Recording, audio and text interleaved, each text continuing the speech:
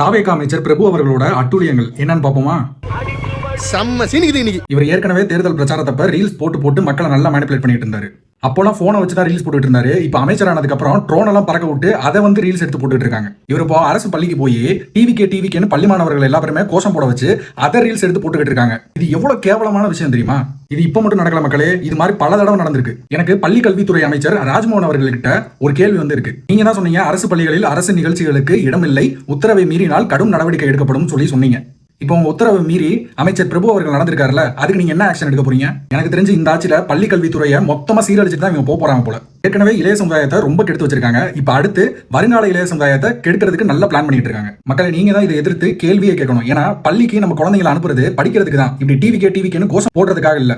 மக்களை எல்லாத்துக்குமே நம்ம கேள்வி கேட்டே ஆகணும், அப்பதான் தீர்வு கிடைக்கும். இல்லைன்னா இவங்க நம்ம வருங்கால இளைய சமுதாயத்தை மொத்தமா கெடுத்து விட்டு போயிருவாங்க. ஏன்னா ஏற்கனவே நாடை நாசம் ஆக்கிட்டு இருக்காங்க, இப்போ பள்ளி மாணவர்களோட எதிர்காலத்தை நாசம் பண்ணிட்டு இருக்காங்க. என்ன கொடுமை சரவணன்.